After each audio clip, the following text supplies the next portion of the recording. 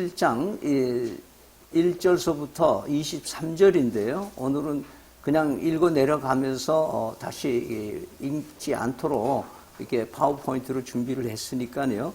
여러분이 7장을 이렇게 펴시고 말씀을 들으시면 되겠습니다. 서기관들과 이제 이 사람들이 이제 등장하면서 전혀 다른 분위기로 지금 달고 있어요. 왜냐하면 그 앞에서 이미 6장에서는 5,000명을 보리떡 2개와 그 물고기 2마리로 이제 먹이셨던 배고픔을 해결하셨던 예수님의 모습, 예수님의 신성을 엄청나게 마가는 강조해 오다가 7장에서 굉장히 싸늘해집니다, 갑자기. 왜냐하면 이 종교 지도자들이 그 무슨 문제를 가지고 제일 먼저 나오나 하면은 이 손을 씻지 않고 떡을 먹는다, 음식을 먹는다. 여기에 대해서 지금 얘기를 하고 있는 거죠. 그렇다면 지금 이 사람들이 이 디베랴 바닷가에서 5,000명 중에 있었는지 안 있었는지는 모르겠어요. 근데 그 5,000명이 일제히 손을 씻고 먹었다는 말은 없어요. 또 그렇게 해야 된다고 가르치신 것도 없고. 그런데 모두가 다 예수 그리스도가 위대하신 분이라 이런 그 떡의 현장에 있었는데 이 사람들은 딱 그 경상도 말로 꼴짝하게 꼬부라진 마음으로 그 상황을 보면서 손도 안 씻고 떡을 먹냐. 이제 이 시비거리가 이제 나오고 있는 겁니다. 그래서 오늘은 5가지로 우리의 신앙의 촉, 우리의 신앙의 관점이 어디다 관점을 두고 살아야 되느냐에 대한 얘기를 나누려고 합니다. 먼저 1절에서 5절까지 우리의 관심이 말씀에 있느냐 아니면 전통에 있느냐를 질문해 보면서 이 본문을 같이 읽습니다. 시작. 바리새인들과 또 서기관 중 몇이 예루살렘에서 와서 예수께 모여들었다가 그의 제자 중 몇 사람이 부정한 손 씻지 아니한 손으로 떡 먹는 것을 보았더라. 바리새인들과 모든 유대인들은 장로들의 전통을 지키어 손을 잘 씻지 않고서는 음식을 먹지 아니하며 또 시장에서 돌아와서도 물을 뿌리지 않고서는 먹지 아니하며 그 외에도 여러 가지를 지키어 오는 것이 있으니 잔과 주발과 녹그릇을 씻음이로라. 이에 바리새인들과 서기관들이 예수께 묻되 어찌하여 당신의 제자들은 장로들의 전통을 준행하지 아니하고 부정한 손으로 떡을 먹나이까? 자, 이 분위기로 봐서는 유대인들의 전통은 이렇게 뭐든지 손으로 씻고 먹고 또 그릇들을 다 씻고 소위 말하는 정결례를 하고 외출했다가 들어올 때는 또 발에 물을 뿌려서 발을 씻고 들어오고 하는 이런 일들을 이제 전통적으로 했다고 기록하고 있습니다. 그런데 여기서 문제는 뭐냐면 손을 왜 씻어야 되는지, 왜 밖에 나갔다 들어올 때는 발에 물을 끼얹고 발을 닦아야 되는지, 왜 그릇들을 정결하게 씻어야 되는지에 대한 그 핵심의 의미들은 별로 없고 하려니까 그냥 하는. 그래서 손을 사실은 잘 씻는 것도 아니고 씻는 둥 마는 둥 하는 그런 모습들이 연상이 되는 그런 부분입니다. 마치 요즘에 마스크를 써야 된다 그러니까 왜 써야 되는지 언제 써야 되는지 잘 모르고 무조건 마스크 써야 된다고 산다 그래야 산다니까 코로나는 안 무서워하고 마스크만 지금 대란이라고 얘기를 하는 이런 모습처럼 우리 이 사람이 성경 말씀, 하나님의 말씀을 기준으로 해서 살아야 하는데 대신 지금까지 이렇게 지내왔으니까 이렇게 살아야 된다라고 하는 잘못된 그 핵심을 잃어버린 그런 신앙의 형태, 종교화된 모습들을 문제화하고 있는 것을 얘기를 하면서 우리가 우리의 신앙의 촉이 어떤 이 말씀에 있느냐 아니면 전통에 있느냐를 우리에게 질문하고 있는 것입니다. 골로새서 2장 8절에 보면은 누가 철학과 헛된 속임수로 너희를 사로잡을까 주의하라. 이것은 사람의 전통과 세상의 초등 학문을 따름이요 그리스도를 따름이 아니라. 정치적 이념에 사로잡혀 있는 요즘 지도자들 또 교회들이 있고 하는데요. 심히 우려되는 문제가 아닐 수가 없습니다. 특별히 요즘 코로나19로 인해서 교회 공예배의 전통에 매여 있던 한국 교회들이 이제 상당한 충격을 받고 있는 이런 모습들도 우리는 또한 보게 됩니다. 다음으로는 우리의 신앙의 촉이 은혜에 초점을 맞추고 있느냐 아니면 하나님의 심판에 초점을 맞추고 있느냐 하는 질문을 해봅니다. 전통적으로 율법으로 사람을 이제 판단하게 되면은 곧바로 정죄합니다. 넌 그렇게 하면 안 돼. 그렇게 살면 안 되는 거야. 어떻게 그럴 수가 있어. 이런 식으로 우리는 사람을 정죄하고 또 하나님을 심판의 하나님, 무서운데 심판을 무서워하는 그런 모습으로 우리는 잘 서게 되는 것이죠. 그러면서 율법을 잘 지키는 그런 사람들의 행위를 우리는 종교에 익숙한 생활로 보여지는 겁니다. 그래서 사도 바울은 디모데에게 디모데후서 1절에 이런 말씀으로 권면을 합니다. 내 아들아, 그러므로 너희는 그리스도 예수 안에 있는 은혜 가운데 강하고 그러면서 우리가 코로나19를 은혜로 보느냐 하나님의 심판으로 보느냐 하는 거예요. 초창기에는 우한에 교회를 핍박을 하고 그랬기 때문에 하나님이 심판을 해서 이렇게 했다 막 이런 얘기들이 오고 가고 또 많은 사람들이 하나님이 한국 교회를 심판하고 계신다. 우리 악과 비리와 이 하나님을 모르는 이 민족을 하나님이 크게 심판하고 계신다. 이런 이 틀의 사고를 우리는 할 수가 있어요. 굉장히 정상적인 생각일 수 있어요. 그러나 오늘 본문에서 우리가 얻는 은혜는 뭐냐 하면은 내가 안 걸리고 다른 사람이 걸리니까 그래도 감사하다. 나는 안 걸리니까 감사하다. 이런 아주 초보적인 감사로 우리가 산다면 이건 신앙이 아니다는 거죠. 그러면 하나님이 코로나19를 통해서 나에게 오늘 무슨 말씀을 하고 우리 교회에 무슨 말씀을 하고 이 시대에 살아가는 우리에게 어떤 말씀을 하시려고 하는 건가? 내가 코로나가 걸려서 내가 죽는다고 하더라도 그것이 하나님의 섭리 속에서 은혜로 나에게 허락해 주신 것이라면 그 코로나19는 비밀의 경륜으로서 받아들인다면 우리에게 코로나19가 은혜인 거예요. 욥이 당했던 그 고난과 아픔의 은혜로 마친 것처럼 우리 그리스도인들이 모든 시각을 하나님께서 이루어 가시는 큰 틀에서 이런 나에게 고난을 주시고 아픔을 주시고 힘들게 하시는 이 일들이 뭐예요?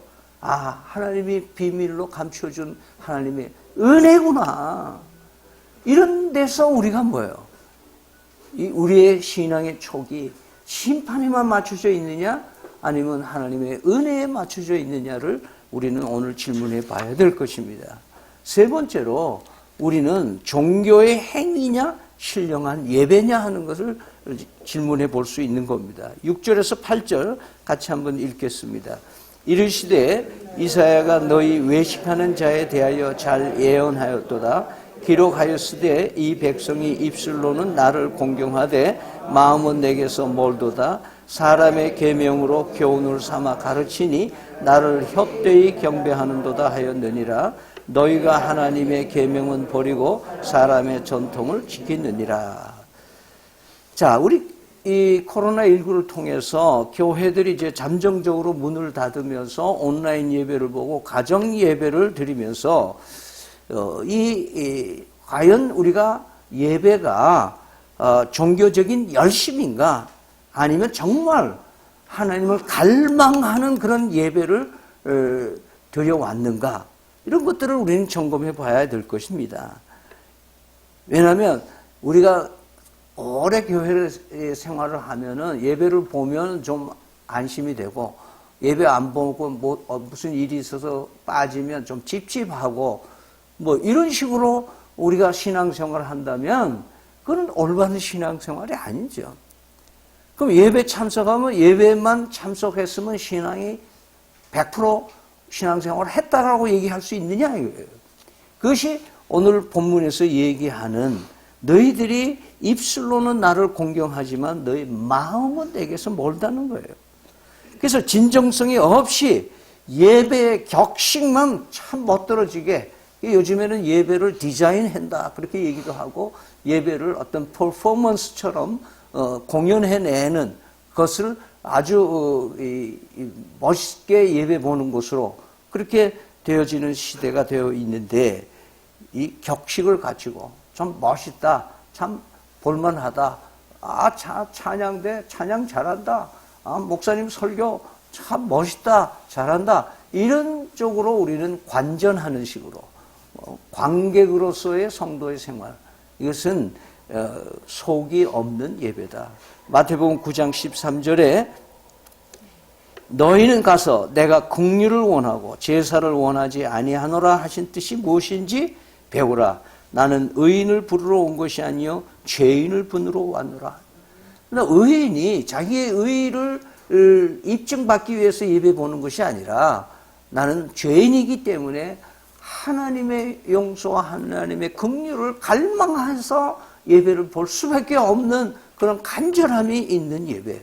그래서 종교적인 의무가 우리가 예배의 동기가 되어서는 안 되고, 만약에 그런 의무감에서 주일을 공예배 코로나를 뚫고 내가 여기까지 와서 한다, 그런 의무감에서만 한다면 우리의 신앙은 곧 무너지기가 쉬워지는 거예요.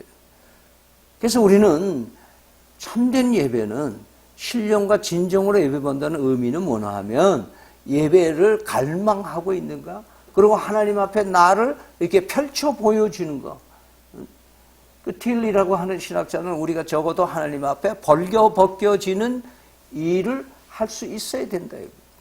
하나님 앞에 숨겨진 게 없이, 우리 사람들 앞에는 내가 숨길 수도 있고 외식을 할 수도 있지만은 그래도 하나님 앞에 뭘 숨길 수 있겠느냐. 그래서 우리는 예배를, 참된 예배를 갈구하고 있느냐, 아니면 우리는 종교적인 예식을 거행하고 있느냐 하는 것을 돌보는 것입니다. 네 번째로 우리의 신앙이 오만에 사로잡혀 있느냐, 아니면 참된 회개를 하고 있는 사람이냐. 우리 9절에서 13절 우리 같이 읽겠습니다. 시작. 또 이르시되 너희가 너희 전통을 지키려고 하나님의 계명을 잘 버리는도다. 모세는 내 부모를 공경하라 하고 또 아버지나 어머니를 모욕하는 자는 죽임을 당하리라 하였거늘 너희는 이르되 사람이 아버지에게나 어머니에게나 말하기를 내가 드려 유익하게 할 것이 고르반 곧 하나님께 드림이 되었다고 하기만 하면 그만이라 하고 자기 아버지나 어머니에게 다시 아무것도 하여 드리기를 허락지 아니하여 너희가 전한 전통으로 하나님의 말씀을 폐하며 또 이 같은 일을 많이 행하니라 하시고. 자, 위선은 오만에서 오는 거예요. 교만에서 오는 거예요. 자, 그래서 여기서 고르반이라는 말을 거기에 이제 다 해석까지 해줬죠. 하나님께 뭐예요? 드렸다. 그러니까 나는 하나님께 다 드렸기 때문에 부모를 공양할 것이 없다. 그래도 안 해도 되지 않느냐? 하나님께 다 바쳤는데 내가 부모님께 또는 내가 어려운 사람들에게 할 일이 뭐가 있느냐? 다 했다. 나는 하나님 앞에 다 했다. 이것이 오늘날 보수적인 신앙, 아주 예수를 잘 믿는다고 자기 스스로 신앙이 좋다는 사람들이 뭐냐면 나는 하나님께만 잘하면 되지 사람들이야 까짓거 일가 친척이 어떻든. 그래서 우리 일반적으로 사회에서 보면은 명절 때에 예수 믿는 며느리들이 미움받는 것 중에 하나가 미안합니다. 미움받는 것 중에 뭐냐 하면 자기는 하나님께 열심히 예배하고 헌금하고 막 충성하지, 나는 제사 안 지낸다. 제사 안 지내는 것까지 좋지만은 평소에 자기 형제들의 우애가 아름답고 서로 돌보고 이런 사랑을 실천해야 돼요. 그렇기 때문에 우리의 삶 속에서 지금 말씀하시는 것은 나는 괜찮은데 너희가 문제라고 얘기하는 이것. 그래서 오만방자한, 그래서 이 교만함에 사로잡히면은 나는 옳다요. 나는 하나님은 잘 믿으니까 사람들과의 관계는 아무렇게나 해도 된다? 여러분 10계명의 제4계명은 뭐예요? 내 부모를 공경하라 나오잖아요. 그러면 부모 공경하는 것도 뭐예요? 하나님을 사랑하고 하나님의 계명을 지키는 거지. 오직 하나님께만 다 맡겨서 다 했다. 마치 아나리아와 삽비라처럼 절반 빙땅 해놓고 다 바쳤다고 하는 식으로 자기는 자기 나름대로 챙기면서 자기는 하나님 앞에 다 했다고 하는 이런 위선, 이런 오만이 얼마나 하나님이 그 가증스럽게 생각하고 있는 삶인가 하는 것을 얘기를 합니다. 여러분 다윗이 교만에 빠져 있을 때 시험을 받지 않습니까? 그 죄를 짓죠. 근데 나단 선지자에 의해서 지적을 받습니다. 그래서 다윗의 한 가지 하나님이 칭찬해 주는 건 뭐예요? 교만했다가 지적받으니까 어떻게 해요? 금방 무릎 꿇고 회개를 했어요. 그 회개하는 시편이 51편에 나와요. 51편 6절에서 10절 같이 읽습니다. 시작. 보소서 주께서는 중심이 진실함을 원하오니 내게 지혜를 은밀히 가르치리이다. 우슬초로 나를 정결하게 하소서. 내가 정하리이다. 나의 죄를 씻어주소서. 내가 눈보다 희리이다. 내게 즐겁고 기쁜 소리를 들려주시사 주께서 꺾으신 뼈들로 즐거워하게 하소서. 주의 얼굴을 내 죄에서 돌이키시고 내 모든 죄악을 치소서서. 하나님이여 내 속에 정한 마음을 창조하시고 내 안에 정직한 영을 새롭게 하소서. 다섯 번째로 신앙의 촉이 내 자신에게 있는가 예수님께 있는가를 우리에게 묻고 계시는 겁니다. 20절에서 23절 같이 읽습니다.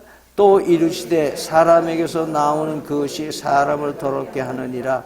속에서 곧 사람의 마음에서 나오는 것은 악한 생각, 곧 음란, 도둑질, 살인, 간음, 탐욕, 악독, 속임, 음탕, 질투와 배방, 비방과 교만과 우매함이 이 모든 악한 것이 다 속에서 나와서 사람을 덥게 하느니라. 우리는 우리 스스로를 이 성령의 현미경으로 우리 좀 들여다봐야 돼요. 코로나 바이러스는 우리 눈으로 볼 수 없지만 현미경으로 보면 관찰되듯이 내 속에 뭐가 악한 일이 있는지 우리는 수시로 스캔해 봐야 돼요. 우리 이경덕 집사님 그 MRA 뭐 이렇게 각종 정밀 검사하기 위해서 스캔하는 여러분 새로 개발한 의료 시설에서 여러 번 검사를 해서 이 원인을 알아내는 그런 일들을 하고 있어요. 우리의 신앙은 예배의 의미는 이렇게 끊임없이 하나님의 성령에 의해서 스캔을 해봐야 되는 거예요. 그래서 시편 139편 23절에서 24절에는 이렇게 얘기를 하고 있습니다. 다 같이 한번 크게 읽어주세요. 하나님이여 나를 살피사 내 마음을 아시며 나를 시험하사 내 뜻을 아옵소서. 내게 무슨 악한 행위가 있나 보시고 나를 영원한 길로 인도하소서. 여러분 예수님은 나보다 나를 더 잘 아시는 분이에요. 우리는 뭐 착각하냐면 내가 나를 더 잘 안다고 생각해요. 의사보다도 내가 내 몸을 더 잘 안다고 생각하는 게 우리의 이 성향이에요. 예수님은 우리를 너무 잘 알고 계세요. 어느 정도 알고 계시니까 예수님은 네 문제는 네가 해결할 수 없다는 것까지 알고 계세요. 근데 나는 뭐예요? 내 문제는 내가 해결할 수 있다라고 착각하고 사는 거예요. 그래서 예수님께서는 네가 네 문제를 해결할 수 없기 때문에 내가 너를 대신해서 십자가에 못 박혀 피 흘리고 살을 찢겨서 대신 내가 죽어서 3일 만에 다시 살아남으로 인해서 너를 다시 살리려고 내가 이 땅에 왔고 이 일을 내가 완수했다. 이렇게 말씀하시는 거예요. 그래서 우리는요, 내 신앙의 촉은 내 행복, 내 감동, 내 이 보람, 이것 때문에 사는 거 아니에요. 그거는 공무원들도 다른 사람들은 다 그렇게 살아요. 그러면 예수 믿는 사람의 신앙의 삶은 뭐냐? 내가 하나님을 어떻게 경험하느냐, 이거에 촉을 가지고 살면 뭐 교회가 은혜가 된다, 뭐 누가 어떻다, 뭐 어떻다, 이런 잡스러운 생각에 사로잡혀서 스스로 시험에 드는 거예요. 그러나 우리의 신앙의 촉이 누구예요? 예수님께로 가는 거예요. 예수님께로 체면을 고정하고 살아야 돼요. 예수님께 내 촉을 달고 살아야 돼요. 왜냐하면 우리의 신앙생활이라고 하는 것은 하나님이 나를 어떻게 경험하는가가 중요하지, 내가 하나님을 어떻게 경험하는가는 중요한 거 아니다 이거예요. 그런데 우리는 뭐예요? 나에게만 관심이 많은 거예요. 나보다도 하나님이 예수 그리스도를 통해서 우리를 더 잘 알고 계심을 잊지 마시기 바랍니다.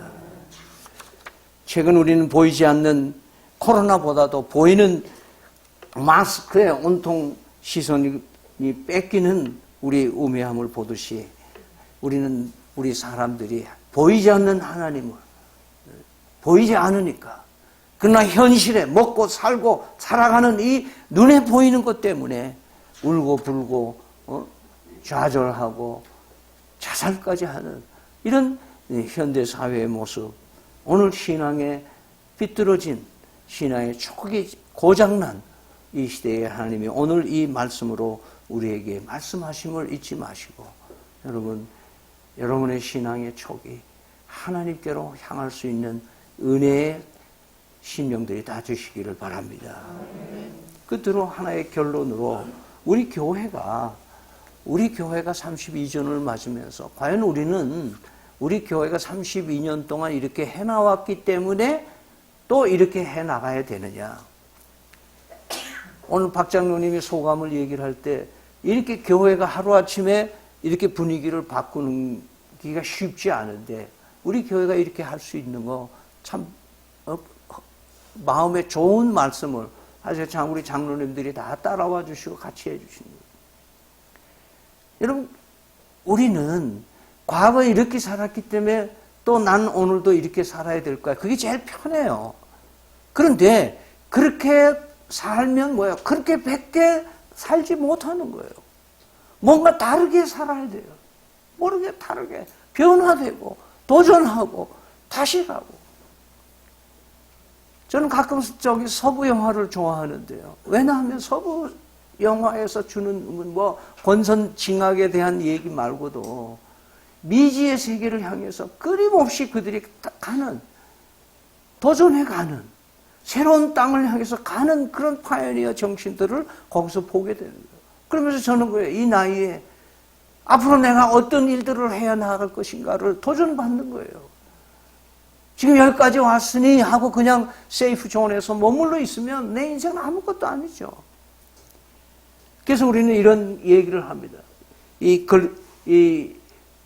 내 삶을 이렇게 살아야 되겠다 하는 결론적인 말씀을 같이 읽습니다. 시작. 내가 그리스도와 함께 십자가에 못 박혔나니 그런즉 이제는 내가 사는 것이 아니요 내 안에 그리스도께서 사시는 것이라. 이제 내가 육체 가운데 사는 것은 나를 사랑하사 나를 위하여 자기 자신을 버리신 하나님의 아들을 믿는 믿음 안에서 사는 것이다. 아멘. 자, 우리 믿음찬 교회가 세 가지를 가지고 32년 동안 했는데 그 의미를 껍데기만 이제 얘기하지 마시고 그 의미를 새겨보자는 거죠. 첫째는 우리가 100분율로 예산을 하면서 살아간다. 이것은 제가 처음 교회를 시작할 때 나는 교회를 통해서 먹고 살기 위해서 난 교회 시작하는 거 아니다라는 것을 하나님 앞에 제가 그렇게 약속을 하고 시작을 했어요. 그래서 목회자가 먹고 살기 위해 살지 아니한다라는 것이 첫 컨셉이고, 동시에 교회가 목회자를 먹어 살리기 위해서 교회가 존재하는 교회는 아니다라는 거예요. 그래서 우리 목회자와 성도는 오직 뭐예요? 복음을 위해서, 그리스도를 위해서 사는 거예요. 두 번째 컨셉은 순수 독립교회. 이번에 어떤 교단에 가입할지 안 할지를 우리가 투표했을 때 대부분 다 가입하지 않기를 원하는 마음을 합해줘서 감사합니다. 그러면 순수 독립교회를 왜 하느냐? 우리는 종교 공동체로서의 교단의 전통과 색깔대로가 아니라 순수한 신앙 공동체로서 예수 그리스도를 머리로 하여 유기적 관계로 이루어지는 교회이다라는 걸 선포하는 거예요. 그 핵심을 잊지 마세요. 그 다음에 마지막으로 우리가 예산서가 없어요. 대개 연말이 되면은 당회원들이 내년 예산을 뭐 몇 프로 올리느냐 안 올리느냐 이거 가지고 의논해서 이제 공동의회에 이제 예산을 통과를 시키고 그 예산에 따라서 집행을 해요. 이것이 일반적인 뭐 교회뿐만 아니라 일반적인 사회의 모든 재정 집행하는 방식이에요. 근데 저희 교회는 아직까지도 예산서라는 것을 만들어 본 적이 없어요. 금년이 얼마 어떻게 예산이 얼마 들어올 거라 하는 걸 예상을 안 하고 산다. 그 이유는 뭐냐? 우리는 예측한 대로 사는 것이 아니라 결산만 하는 재정, 믿음으로 주시는 대로 산다는 거예요. 여러분 은혜되지 않아요? 네? 그래도 예산을 좀 세워가지고 해야 된다? 그럼 예산대로 헌금이 안 들어오면 막 교인들 스트레스 줘가지고 왜 여러분 헌금 안 내느냐고 막 연말 되면 그러는 독촉을 받잖아요. 스트레스 받잖아요. 여러분 하나님께서 주시는 대로 사는 것이 우리의 물질관의 가장 행복한 길임을 잊지 마시기 바랍니다. 교회가 핵심이 뭔지, 오늘 이 말씀대로 우리의 신앙의 촉을 어떻게 두고 살아갈 건지 여러분 이 시간 마음속에 분명하게 해서 향후 믿음 설교의 30주년, 50주년 때는 참 이런 교회에 내가 이렇게 생을 바쳐 살았다는 것에 하나님이 주시는 기쁨이 있을 줄 믿습니다.